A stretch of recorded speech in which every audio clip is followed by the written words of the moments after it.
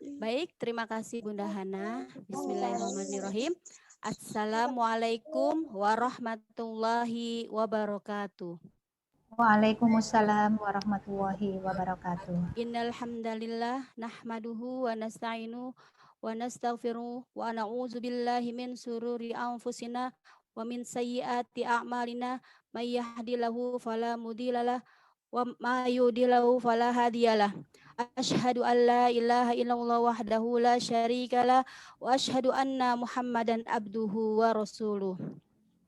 Pertama-tama, marilah kita panjatkan puji syukur kehadirat Allah Subhanahu wa taala yang telah memberikan kesehatan kepada kita semua sehingga pada pagi hari yang cerah ini kita masih dipertemukan dengan keadaan sehat walafiat. Saya selaku moderator di sini ingin mengucapkan selamat datang kepada ayah bunda dan para tamu undangan yang dirahmati oleh Allah. Saya akan membacakan profil beliau. Bunda Husniati Maskuroh, biasa dipanggil Bunda Imas. Beliau lahir di Sragen 25 Juni tahun 1976. Beliau adalah manajer pendidikan Yayasan Sabilina. Beliau praktisi pendidikan anak usia dini dan dosen pendidikan anak usia dini di Universitas Muhammadiyah Profesor Dr. Hamka Jakarta. Marilah kita sama-sama dengarkan pemaparan materi dari Bunda Husniati Maskuro MPD. Kepada Bunda Imas, dipersilakan. Quran Surah An-Nisa ayat 9, Allah berfirman, dan hendaklah takut kepada Allah orang-orang yang seandainya meninggalkan di belakang mereka anak-anak yang lemah atau generasi yang lemah, yang mereka khawatir terhadap kesejahteraan mereka. Oleh sebab itu, hendaklah mereka bertakwa kepada Allah dan hendaklah mereka mengucapkan perkataan yang benar. Ini peringatan yang kedua kepada orang tua bahwa anak itu bukan hanya sekedar anugerah atau perhiasan dunia, namun tanggung jawabnya sangat besar. Maka janganlah orang tua kita semua meninggalkan di belakang kita adalah generasi yang lemah. Oleh karena itu, semua orang tua pasti mengharapkan mempunyai anak yang solih dan solihah, anak yang cerdas, anak yang berkarakter, berakhlak mulia. Semoga anak-anak kita semua di kelompok bermain dan TK Islam Sabilina dan juga lembaga-lembaga PAUD yang lain yang hari ini kepala sekolah dan gurunya hadir hari ini, Allah berikan itu menjadi anak-anak yang solih dan solihah dan berakhlak mulia, karena kelak mereka lah nanti yang akan menolong para orang tua di akhirat nanti. Hal ini tidak akan bisa terjadi bila ayah dan bunda tidak bekerja sama, dan luar biasa ini ayah bunda berkenan untuk pagi-pagi menggoreng ikan, menyiapkan sayur, kemudian memotong buah demi mendukung terlaksananya pembelajaran jarak jauh untuk anak-anak. Artinya kita sama-sama satu frekuensi. Sekolah dan orang tua harus satu tujuan. Apapun yang terjadi, ada corona, kita tidak boleh menghilangkan hak anak untuk mendapatkan pendidikan terbaik. Nah, salah satunya ini adalah proses program belajar dari rumah, di mana ayah dan bunda di rumah membantu Ananda, kemudian bunda guru di sekolah merancang kegiatan, kemudian kita saling bekerja sama. Komunikasi juga dilakukan dengan satu tujuan adalah memberikan layanan pendidikan terbaik untuk anak-anak. Dari makanan sehat, kemudian ada karya seni, finger painting, kemudian life skill, bagaimana melipat baju, kemudian ini ada Alia mendampingi Alia berhitung, kalau tidak salah ya mohon maaf nih ayah, Pak Agus, Alia berhitung, kemudian ada Sultan dan Prabu cooking di rumah, ini luar biasa. Kemudian ini membuat bendera bergambar bintang dan bulan, kemudian ini juga makanan sehat, dan ini ikan juga ya, ini ya puncak tema subtema ikan, kemudian hasil karya menjiplak jari dan lain sebagainya. Ini adalah bagian dari ikhtiar kita bersama, sehingga apa yang dirancang oleh bunda guru melalui rencana kegiatan itu tidak akan ada artinya kalau tidak bisa bergandeng tangan dengan orang tua. Rancangan yang dibuat oleh guru itu disesuaikan dengan standar tingkat pencapaian perkembangan anak. Jadi membuat rancangan itu tidak main-main, tapi membuat rancangan yang sesuai dengan tahapan anak. Dan tidak bisa sendiri. Orang tua berperan besar sehingga kalau misalnya tidak dibantu oleh orang tua, maka yang dirugikan sebenarnya bukan Bunda Guru, tapi Ananda. Karena dia tidak bisa menikmati pengalaman berkegiatan, tidak bisa menikmati pengalaman bermain seperti teman-teman yang lain. Nah, ini adalah contoh-contoh kegiatan pembelajaran selama masa pandemi yang tidak pernah sebelumnya terbayangkan, baik oleh guru maupun orang tua. Nah, tantangan yang ketiga adalah, nah ini saya membayangkan bagaimana kondisi rumah ayah dan bunda di satu sisi harus tetap menjalankan fungsi orang tua yang harus tetap bekerja, di satu sisi harus mendampingi Ananda untuk melakukan pembelajaran jarak jauh. Ini hanya sebuah ilustrasi saja di mana mainan berceceran, anak jumpalitan di sofa, ada yang main musik, sementara orang tua harus tetap online karena work from home. Nah, tapi orang tua tetap harus bahagia. Ini gambarnya ada yang lagi yoga. Jadi ibunya tetap harus menahan semua menahan semua situasi yang tidak terkontrol untuk dia mengontrol dirinya dengan melakukan yoga. Ini hanya sebuah ilustrasi. Belum lagi kewajiban menyiapkan makanan sehat untuk keluarganya. Kompornya harus nyala, wajannya harus dibuat, penggorengannya harus menggoreng berbagai lauk, kuncinya juga harus menyiapkan berbagai sayur, belum adik kecil yang menangis minta susu dan lain sebagainya. Ini adalah bagian pengasuhan yang dihadapi oleh orang tua yang muncul di masa pandemi ini yang berbeda di masa sebelumnya. Bukan berbeda secara whole package, tapi ini adalah bagian dari di mana dulu tidak ada namanya pendampingan anak di jam belajar, jam sekolah itu ada di rumah. Ini muncul di kondisi saat ini. Nah, inilah yang dinamakan living with corona, parenting with pandemic COVID-19. Nah, lalu apakah Rasulullah mengajarkan bagaimana menghadapi masalah seperti ini? Tahun 2019 akhir Desember, kita tidak pernah membahas seperti ini dalam kelas-kelas parenting kita. Karena pada saat pandemi mulai muncul di Wuhan di 2019, kita tidak pernah berpikir bahwa itu akan datang sampai ke Indonesia dalam waktu cepat. Ternyata Maret tanggal 15, kalau tidak salah tanggal 15 itu sudah resmi dari pemerintah. Saya akan selalu mengingat terus tanggal itu karena itu adalah hari pengumuman di mana mulai hari besok paginya hari Senin semua sekolah di Indonesia tidak diperkenankan untuk dibuka. School was closed. Semua sekolah harus tutup. Itu bagian dari ikhtiar untuk menyelamatkan anak-anak kita supaya jangan sampai terjadi klaster sekolah. Karena ribuan bahkan jutaan anak sekolah di Indonesia ini yang bisa berpotensi atau berisiko untuk terpapar virus. Lalu apakah Rasulullah pernah mengajarkan bagaimana menghadapi masalah seperti ini? Mari kita lihat ayah bunda. Rasulullah bersabda dalam hadis yang diriwayatkan oleh Bukhari, yang artinya bahwa wabah atau taun merupakan azab yang Allah timpakan terhadap siapa yang dikehendakinya dan menjadikannya sebagai rahmat bagi orang-orang yang beriman. Tidaklah seseorang yang berada di wilayah atau negeri yang terjangkit wabah, kemudian ia tetap tinggal di negerinya dan selalu bersabar. Ia mengetahui bahwa penyakit tersebut tidak akan menjangkitinya, kecuali apa yang Allah tetapkan, maka baginya seperti pahalanya orang yang mati syahid. Ternyata wabah itu bukan hanya sekarang, tapi jauh di zaman Rasulullah SAW, wabah itu sudah ada. Kalau kita lihat kembali sejarah tentang adanya wabah-wabah di dunia, bahwa wabah itu dalam beberapa tahun di beberapa negara itu terjadi. Tapi memang kalau yang ini hampir di seluruh dunia terjadi. Dan di zaman Rasulullah, wabah itu juga sudah terjadi. Dan Rasulullah mengajarkan bahwa wabah itu adalah ujian, merupakan azab yang Allah timpakan terhadap siapa yang dikehendakinya dan menjadikannya sebagai rahmat bagi orang-orang yang beriman. Artinya wabah itu adalah ujian keimanan.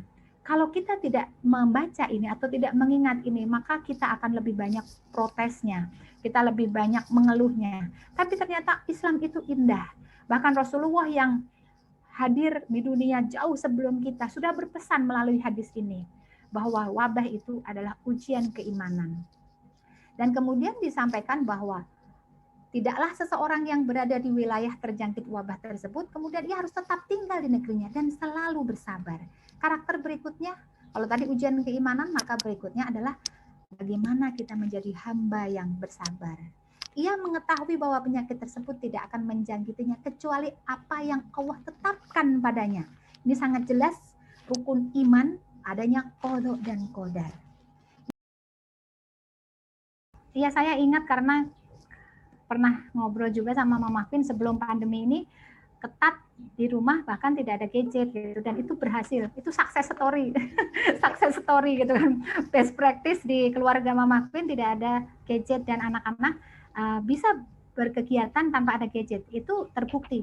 Tapi ternyata situasi sekarang kan tidak sama gitu ya, Mam ya. Tidak sama. Maka sebisa mungkin ya kita lakukan adalah minimize. Karena tidak bisa menghindari, maka yang bisa kita lakukan adalah meminimalkan resiko, minimize resiko. Apalagi untuk mendukung kegiatan dengan sangat terpaksa, akhirnya diberikan handphone masing-masing. Itu alhamdulillah. Itu pedang bermata dua sebenarnya. Saat mereka mempunyai hak kepemilikan, maka dia kenceng nih sense of belonging-nya. Ini kan punyaku, gitu kan. Ini kan punyaku. Jadi nggak boleh diganggu sama orang lain. Nah, kalau saya boleh sarankan atau boleh ditarik ke belakang, pada saat serah terima alat tersebut, itulah yang golden moment-nya pendidikan karakter. Ini adalah rezeki yang diberikan Allah sehingga ayah atau bunda bisa memberikan handphone untuk kakak yang sebenarnya belum saatnya, tapi ada perjanjiannya. Ada perjanjiannya bahwa handphone itu, ini kalau kita di TK, selalu bicara bahwa penggunaan benda sesuai dengan fungsinya. Penggunaan benda sesuai dengan fungsinya. Kenapa di Asabilina anak kelompok bermain sudah pegang gunting? Nggak jadi masalah karena kita kenalkan gunting sesuai dengan fungsinya. Nah, begitu pula dengan handphone, maka gunakan handphone sesuai dengan fungsinya. Fungsi utamanya, handphone kan fungsinya banyak, tapi fungsi utama saat diberikan kepada Ananda itu adalah untuk kegiatan pelajaran daring atau kegiatan sekolah. Nah, tidak ada kata terlambat menurut saya, Bunda Queen. Dicoba dulu bahwa ada aturan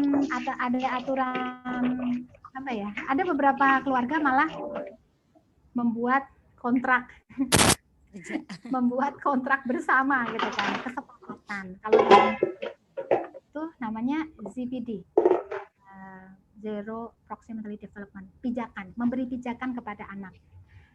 Level anak ada di A.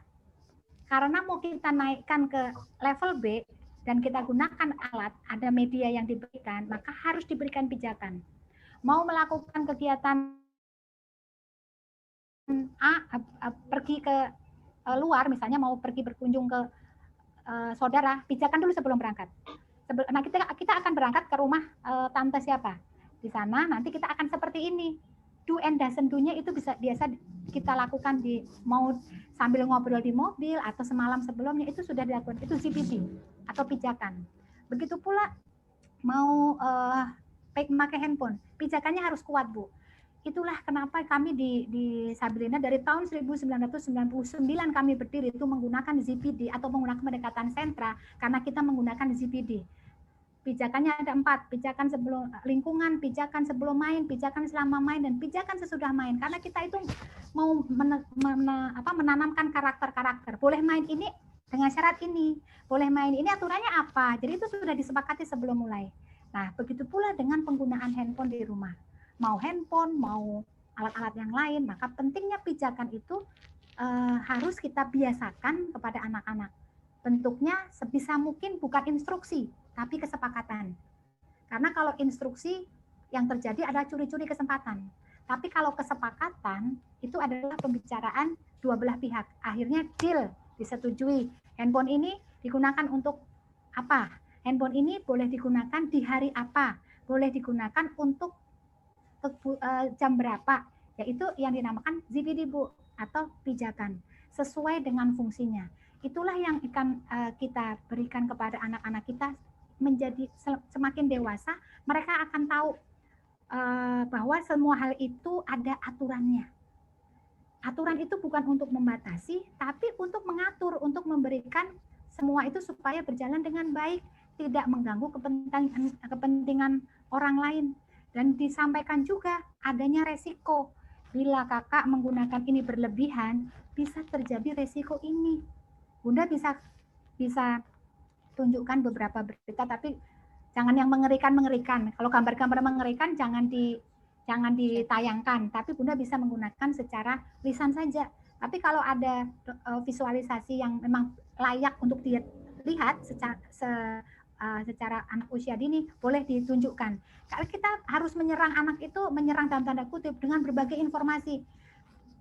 Pakai ngobrol dari hati ke hati, pakai gambar, pakai cerita, pakai video, pakai lagu, pakai orang lain. Bunda guru tolong dong bilangin anak saya nih mau ini. Jadi kita lewat beberapa jalur, Bu, karena bagaimanapun anak ini sedang bertumbuh.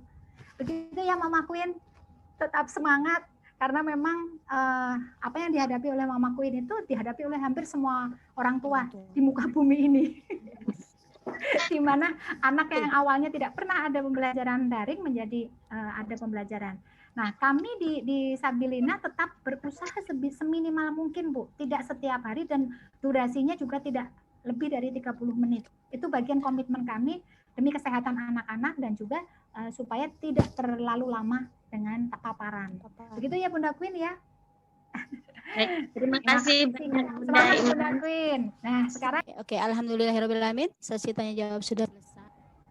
Dari hasil paparan tadi dari Bunda Imas, saya simpulkan bahwa di dalam surat As-Safaat ayat 100, Robbi habli minas sholihin, yang artinya, ya Allah anugerahkan kepadaku seorang anak yang soleh dan termasuk orang-orang yang soleh.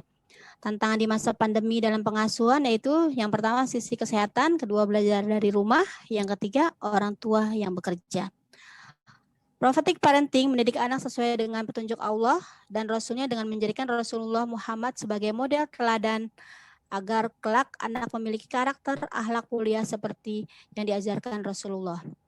Karakter ketahanan pemalangan, karakter syukur nikmat, karakter empati dan peduli, karakter taat, karakter sopan dan santun, karakter besar hati, dan manusia yang kuat. Great parent from great generation adalah untuk membentuk generasi yang kuat, maka dibutuhkan orang tua yang kuat. Untuk membentuk anak berkarakter Rasulullah, maka dibutuhkan orang tua yang berkarakter Rasulullah. Al-Ummu Madrasatun Ula, ibu adalah sekolah yang pertama. Rasulullah adalah idola terbaik. Kenalkan Rasulullah Muhammad SAW sejak dini melalui berbagai aktivitas. Anak adalah investasi akhiratmu. Jika seseorang meninggal dunia, maka akan terputuslah amalnya kecuali 3 perkara, yaitu sedekah jariyah, ilmu yang bermanfaat, dan anak-anak yang soleh. Hadis riwayat Muslim. Alhamdulillah, kelas parenting kita hari ini sangat luar biasa dan materinya pun sangat bagus. Semoga bermanfaat untuk ayah dan bunda sekalian. Baik, kita tutup kegiatan ini dengan mengucapkan hamdalah. Alhamdulillahirabbil alamin. Mohon maaf lahir batin. Saya kembalikan lagi kepada pembawa acara. Billahi taufiq wal hidayah. Wassalamualaikum warahmatullahi wabarakatuh. Waalaikumsalam warahmatullahi wabarakatuh. Silakan Bunda. Alhamdulillah kita telah selesai mendengarkan paparan materi dan tanya jawab pada sesi parenting pada hari ini. Mohon ayah bunda yang belum mengisi kuesioner untuk diisi, linknya ada di kolom chat. Agenda selanjutnya adalah pertemuan orang tua murid, kelompok bermain, kelompok A dan kelompok B yang akan dipandu langsung oleh guru masing-masing kelompok. Sebelum Zoom meeting di breakout ke pertemuan masing-masing kelompok, kami mengucapkan terima kasih kepada Ibu narasumber, Ibu moderator, guru, dan peserta yang telah menyimak pertemuan hari ini dari awal sampai akhir. Semoga pertemuan ini dapat bermanfaat bagi kita semua. Marilah kita akhiri pertemuan ini dengan lafaz hamdalah. Alhamdulillahirrahmanirrahim. Terima kasih. Wassalamualaikum warahmatullahi wabarakatuh. Waalaikumsalam warahmatullahi wabarakatuh.